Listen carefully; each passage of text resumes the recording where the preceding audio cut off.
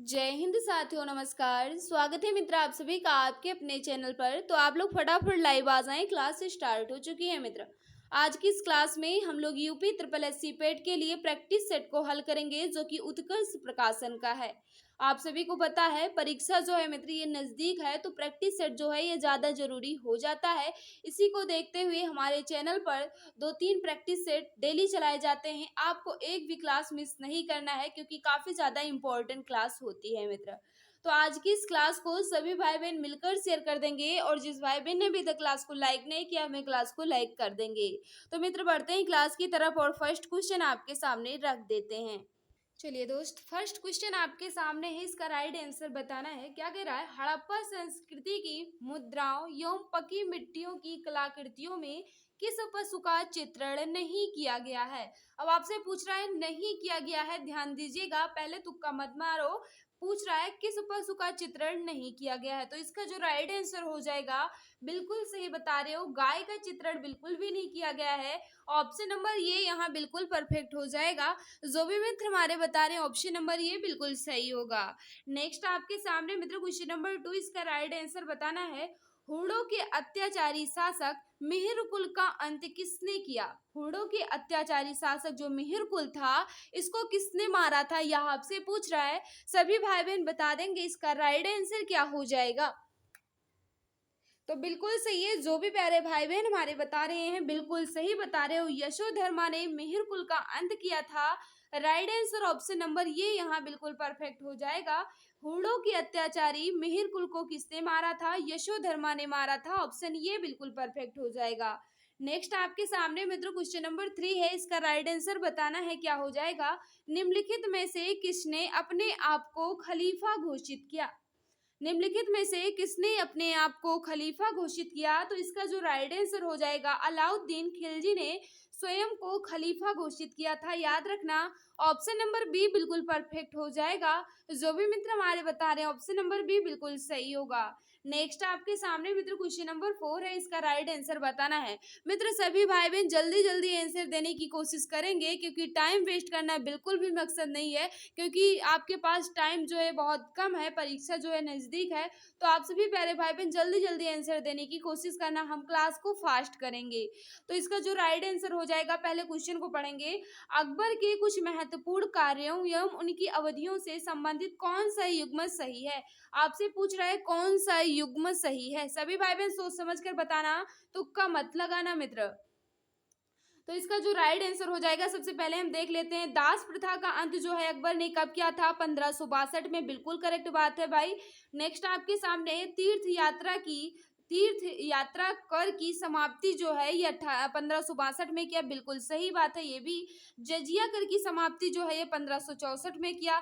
बिल्कुल सही मित्र, ये तीनों बातें तो बिल्कुल सही लिखी गई है। तो ऑप्शन नंबर डी यहाँ बिल्कुल परफेक्ट हो जाएगा। उपयुक्त सभी जो है ये बिल्कुल सही है। ऑप्शन नंबर डी वाले हमारे सभी भाई बहन बिल्कुल सही हो जाएंगे। नेक्स्ट आपके सामने मित्र इसका राइट आंसर बताना है क्या हो जाएगा। सिंध विजय का श्रेय किसे दिया जाता है? सिंध विजय का श्रेय जो है ये किसे दिया जाता है, यह आपसे पूछ रहा है। बता दो मित्र इसका राइट आंसर क्या होगा। तो इसका जो राइट आंसर हो जाएगा, सर चार्ल्स नेपियर को दिया जाता है सिंध विजय का श्रेय, यानी ऑप्शन नंबर डी बिल्कुल सही होगा। जो भी मित्र हमारे बता रहे हैं, जो भी भाई बता रहे हैं, सर चार्ल्स नेपियर को सिंध विजय का श्रेय दिया जाता है, बिल्कुल सही बता रहे हैं ऑप्शन नंबर डी वाले। नेक्स्ट आपके सामने है मित्र क्वेश्चन नंबर 6, इसका राइट आंसर बताना है। सभी भाई बहन सोच समझ कर बताएंगे इसका राइट आंसर क्या हो जाएगा।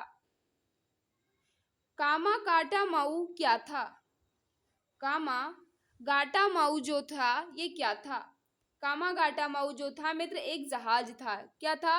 एक जहाज था। ये जहाज जो है याद रखना मित्र, भाप शक्ति से चलती थी। किससे चलती थी? भाप से चलती थी। और ये क्या है? जहाज है। कामा गाटा माऊ जो है एक जहाज है। ऑप्शन नंबर सी बिल्कुल सही हो जाएगा। नेक्स्ट आपके सामने क्वेश्चन नंबर 7, इसका राइट आंसर बताना है क्या हो जाएगा। सभी भाई बहन सोच समझ कर बताना। 1927 में गठित all India state people conference का सेक्रेटरी कौन था? 1927 में गठित all India state peoples conference का सेक्रेटरी कौन था? अब आपसे पूछ रहा है, काफी ज्यादा इंपॉर्टेंट क्वेश्चन है मित्र। तो इसका जो राइट आंसर हो जाएगा बलवंत राय मेहता। ऑप्शन नंबर ये यहाँ बिल्कुल परफेक्ट होगा। जो भी प्यारे भाई बहन हमारे बता रहे हैं, ऑप्शन नंबर ये बिल्कुल सही होगा। नेक्स्ट आपके सामने है, सभी भाई बहन सोच समझ कर बताना इसका राइट आंसर क्या होगा। भारत की स्वतंत्रता प्राप्ति के समय ब्रिटेन का प्रधानमंत्री कौन था। भारत की स्वतंत्रता प्राप्ति के समय ब्रिटेन का प्रधानमंत्री कौन था। सभी भाई बहन सोच समझ कर बताएंगे इसका राइट आंसर क्या हो जाएगा। कोई भी मित्र इसमें गलती नहीं करेगा। तो इसका जो राइट आंसर हो जाएगा मित्र, बिल्कुल सही बता रहे हैं, क्लीमेंट रिचर्ड इटली। किसने किया था, मतलब कौन प्रधानमंत्री थे, बिल्कुल सही बता रहे हो, क्लीमेंट रिचर्ड इटली जो थे मित्र, ये भारत की स्वतंत्रता प्राप्ति के समय क्या थे, ब्रिटेन के प्रधानमंत्री थे। तो right answer option number C बिल्कुल सही हो जाएगा। नेक्स्ट आपके सामने क्वेश्चन नंबर 9 है, इसका राइट आंसर बताना है। भारतीय स्वतंत्रता अधिनियम 1947 निम्नलिखित में से किस दिन प्रभावी हुआ। भारतीय स्वतंत्रता अधिनियम 1947 निम्नलिखित में से किस दिन प्रभावी हुआ। तो इसका जो राइट आंसर हो जाएगा, बिल्कुल सही बता रहे हैं, 9 का जो भी मित्र हमारे बता रहे हैं, 15 अगस्त 1947 को, जो कि ऑप्शन नंबर डी में दिया गया है, बिल्कुल सही हो जाएंगे ऑप्शन नंबर डी वाले हमारे सभी मित्र। नेक्स्ट आपके सामने मित्र इसका राइट आंसर बताना है, क्या हो जाएगा। खिलाफत आंदोलन का नेतृत्व किसने किया था। सभी मित्र बता दो इसका राइट आंसर क्या होगा। खिलाफत आंदोलन का नेतृत्व जो है ये किसने किया था। तो इसका जो राइट आंसर हो जाएगा मित्र, बिल्कुल सही बता रहे हो, अली बंधुओं ने किया था खिलाफत आंदोलन का नेतृत्व, जो कि ऑप्शन नंबर बी में दिया गया है। ऑप्शन नंबर बी वाले हमारे सभी भाई बहन बिल्कुल सही हो जाएंगे। जो भी मित्र हमारे बता रहे हैं अली बंधुओं, बिल्कुल सही हो जाएगा मित्र। मित्र जिस भाई बहन ने अभी तक क्लास को लाइक नहीं किया है, हम आपसे रिक्वेस्ट कर रहे हैं, क्लास आपको अच्छी लग रही है तो प्लीज क्लास को लाइक कर दिया करो। और जो भी प्यारे भाई बहन हमारे साथ नए हैं, वह चैनल को सब्सक्राइब कर बेल आइकन को प्रेस कर लेंगे, ताकि क्लास की नोटिफिकेशन टाइम टू टाइम मिला करे। नेक्स्ट आपके सामने है मित्र, जो कि क्या है, भूगोल से संबंधित प्रश्न है। इसका राइट आंसर बताना है, क्या हो जाएगा। निम्न में से कौन सा एक भूदृश्य हिमनद से निर्मित नहीं होता है। बता दो मित्र इसका राइट आंसर क्या होगा। निम्न में से कौन सा एक भूदृश्य हिमनद से निर्मित नहीं होता, यह आपसे पूछ रहा है। बता दो इसका राइट आंसर। तो बिल्कुल सही है, विसर्प जो है ये भूदृश्य हिमनद से बिल्कुल भी निर्मित नहीं होता। ऑप्शन नंबर बी बिल्कुल सही हो जाएगा। नेक्स्ट आपके सामने है, मुंबई हाई जो है ये किससे संबंधित है। मुंबई हाई जो है ये किससे संबंधित है। तो इसका जो राइट आंसर हो जाएगा, बिल्कुल सही बता रहे हो, मुंबई हाई जो है ये पेट्रोलियम से संबंधित है। ऑप्शन नंबर बी बिल्कुल सही हो जाएगा। जो भी मित्र हमारे बता रहे हैं पेट्रोलियम, बिल्कुल सही होगा। नेक्स्ट आपके सामने मानसून है। मानसून जो है ये कौन कौन है, यह आपसे पूछ रहा है। तो याद रखना मित्र, इसका जो राइट आंसर हो जाएगा ऋतुपरक पवन है। मानसून जो है ये ऋतुपरक पवन हो जाएगा, जो कि ऑप्शन नंबर ये में दिया गया है। नेक्स्ट आपके सामने मित्र इसका राइट आंसर बताना है। भारत के किस राज्य में मानसून का आगमन सबसे पहले होता है। भारत के किस राज्य में मानसून का आगमन जो है ये सबसे पहले होता है। तो इसका जो राइट आंसर हो जाएगा, क्या होगा, केरल राज्य में। बिल्कुल सही बता रहे हो, भारत में सबसे पहले मानसून का आगमन जो है वो केरल राज्य में होता है। ऑप्शन डी यहाँ बिल्कुल परफेक्ट हो जाएगा। मध्य रात्रि का सूर्य दिखाई देता है। मध्य रात्रि का सूर्य जो है ये कहाँ दिखाई देता है, यह आपसे पूछ रहा है।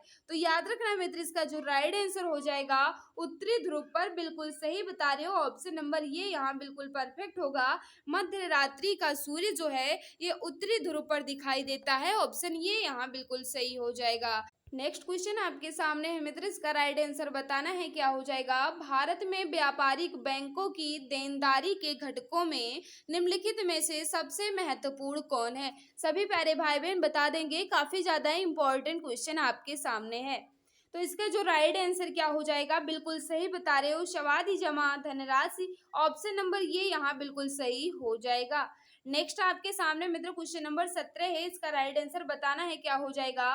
संघीय सरकार के बजटों में राजकोषीय घाटे के बड़े भाग की पूर्ति की जाती है। संघीय सरकार के बजटों में राजकोषीय घाटे के बड़े भाग की पूर्ति जो है ये किससे की जाती है, यह आपसे पूछ रहा है।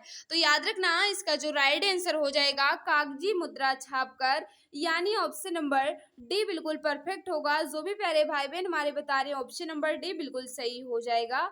नेक्स्ट आपके सामने है गहन कृषि जिला कार्यक्रम यानी IADP कब प्रारंभ किया गया था। गहन कृषि जिला कार्यक्रम यानी IADP का प्रारंभ जो है ये कब किया गया था। तो इसका जो राइट आंसर हो जाएगा बिल्कुल सही बता रहे हो 1960-61 में, यानी ऑप्शन नंबर ये बिल्कुल परफेक्ट होगा। जो भी मित्र हमारे बता रहे हैं ऑप्शन नंबर ये बिल्कुल सही हो जाएगा। नेक्स्ट आपके सामने है, इसका राइट आंसर बताना है निम्नलिखित में से कौन दुग्ध का विपणन करता है। तो इसका जो राइट आंसर हो जाएगा बिल्कुल सही बता रहे हैं ऑप्शन नंबर बी वाले सभी मित्र बिल्कुल सही हो जाएंगे। GCMMF क्या करता है, GCMMF जो है ये दूध का विपणन करता है, यानी ऑप्शन नंबर बी बिल्कुल सही हो जाएगा। नेक्स्ट आपके सामने मित्र इसका राइट आंसर बताना है गरीबी रेखा निकालने के लिए कौन सा तरीका उपयोग में नहीं लाया जाता। गरीबी रेखा निकालने के लिए कौन सा तरीका जो है ये उपयोग में नहीं लाया जाता, यह आपसे पूछ रहा है। बता दो मित्र इसका राइट आंसर क्या होगा। क्वेश्चन नंबर 20 आपके सामने है। तो जो भी मित्र बता रहे हैं कि प्रति व्यक्ति औसत आय बिल्कुल किया जाता है गरीबी रेखा निकालने के लिए, भोजन में कैलोरी बिल्कुल सही है, ये भी किया जाता है गरीबी रेखा निकालने के लिए, इसका भी प्रयोग किया जाता है, HCR का भी प्रयोग किया जाता है, लेकिन साक्षरता का प्रयोग बिल्कुल भी नहीं किया जाता। तो इसका right answer option number D बिल्कुल सही हो जाएगा। मित्र नेक्स्ट आपके सामने है, इसका राइट आंसर बताना है क्या हो जाएगा। राज्य के नीति निर्देशक तत्वों का उल्लेख भारतीय संविधान के किस भाग में है। राज्य के नीति निर्देशक तत्वों का उल्लेख जो है यह भारतीय संविधान के किस भाग में है। तो इसका जो राइट आंसर हो जाएगा बिल्कुल सही बता रहे हैं जो भी मित्र हमारे बता रहे हैं भाग 4 में, बिल्कुल सही बता रहे हो। भाग 4 में नीति निर्देशक तत्वों का उल्लेख किया गया है। अनुच्छेद कितना है, तो याद रखना अनुच्छेद 36 से 51 तक। कितना है, अनुच्छेद 36 से 51 तक राज्य के नीति निर्देशक तत्वों का उल्लेख किया गया है, जो कि भाग 4 में है। नेक्स्ट आपके सामने मित्र क्वेश्चन नंबर 22, इसका राइट आंसर बताना है क्या हो जाएगा। भारतीय संविधान का कौन सा अनुच्छेद प्रेस की स्वतंत्रता को आश्वासित करता है। भारतीय संविधान का कौन सा अनुच्छेद प्रेस की स्वतंत्रता को आश्वासित करता है। तो इसका जो राइट आंसर हो जाएगा अनुच्छेद 19। क्या हो जाएगा, अनुच्छेद 19 ऑप्शन नंबर बी बिल्कुल सही हो जाएगा। क्वेश्चन नंबर 23 आपके सामने मित्र इसका राइट आंसर बताना है क्या हो जाएगा। लोकसभा के स्पीकर का निर्वाचन होता है।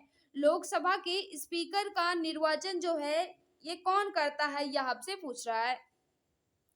तो इसका जो राइट आंसर हो जाएगा लोकसभा के सभी सदस्यों द्वारा, बिल्कुल सही बता रहे हो। लोकसभा के स्पीकर का निर्वाचन जो है ये लोकसभा के सभी सदस्यों द्वारा ही किया जाता है, यानी ऑप्शन नंबर सी बिल्कुल सही हो जाएगा। मित्र नेक्स्ट आपके सामने क्वेश्चन नंबर 24, इसका राइट आंसर बताना है क्या हो जाएगा।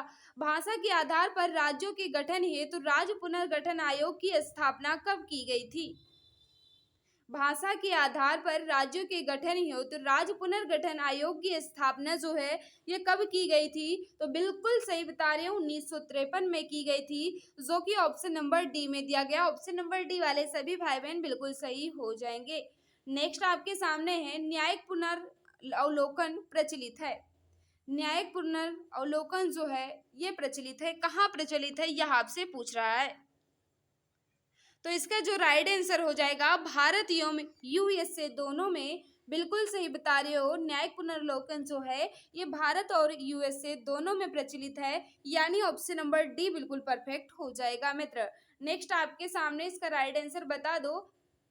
क्वेश्चन नंबर 26 आपसे क्या पूछ रहा है, इनमें से कौन सा इनपुट डिवाइस नहीं है। अब आपसे पूछ रहा है इनपुट डिवाइस नहीं है, बता दो इसका राइट आंसर क्या होगा। तो 26 का जो भी मित्र बता रहे हैं स्पीकर, बिल्कुल सही बता रहे हो। स्पीकर जो है ये आउटपुट डिवाइस है, ना कि इनपुट है। तो right answer option number D बिल्कुल सही हो जाएगा।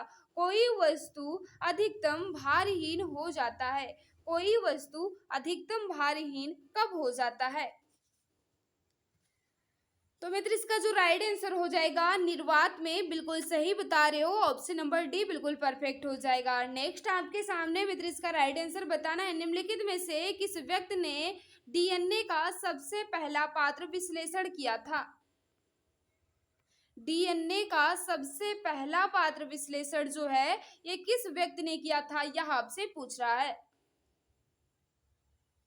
तो बिल्कुल सही बता रहे हो, आर्थर कॉनवर्म, यानी ऑप्शन नंबर ये बिल्कुल सही हो जाएगा। जो भी मित्र हमारे बता रहे हैं ऑप्शन नंबर ये बिल्कुल सही हो जाएगा।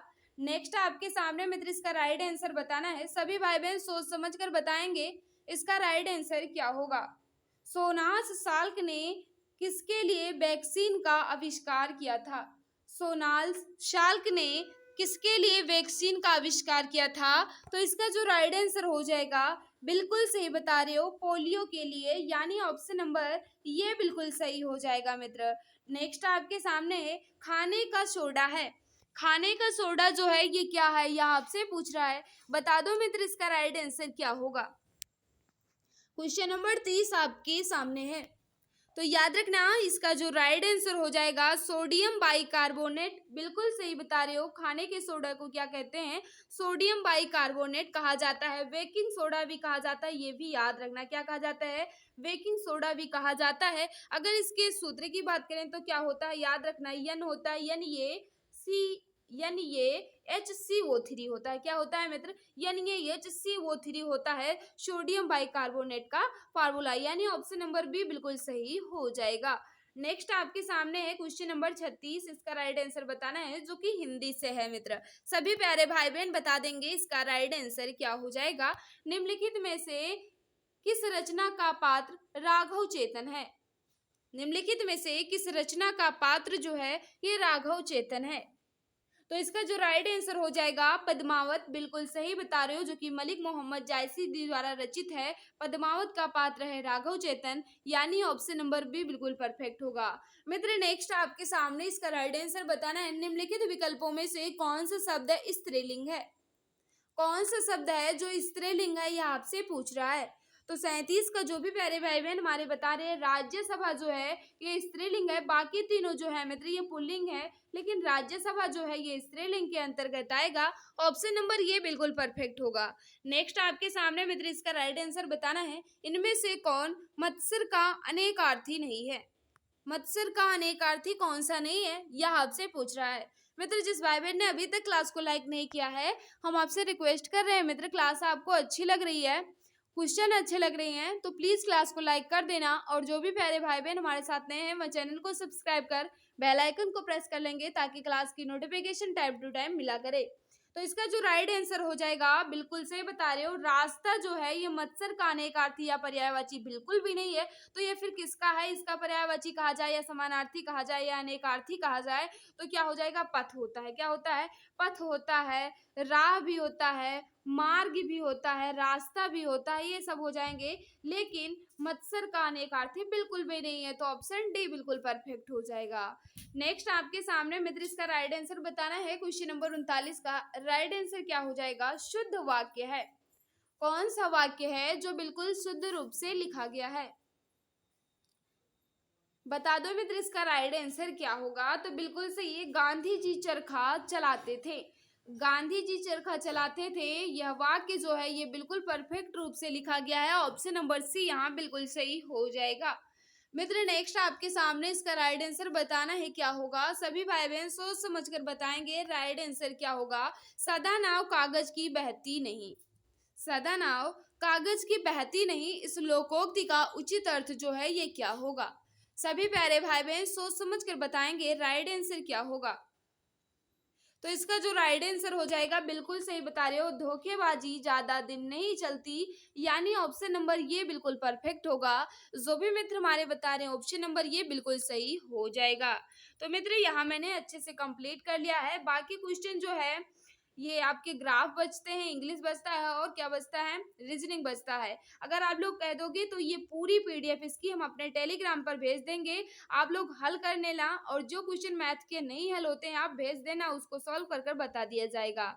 मित्र आज की इस क्लास में आपका स्कोर कितना रहा कमेंट बॉक्स में जरूर बताना, और आज की क्लास जो है आपको कैसी लगी ये भी बता देना। अगर फुल पीडीएफ पाना चाहते हो तो भी बता देना, हम अपने टेलीग्राम पर सेंड कर देंगे, इसे हल कर लेना। और जो भी क्वेश्चन आपका हल नहीं होगा उसे भेज देना, मैं सॉल्व कर कर आपको बता दूंगी।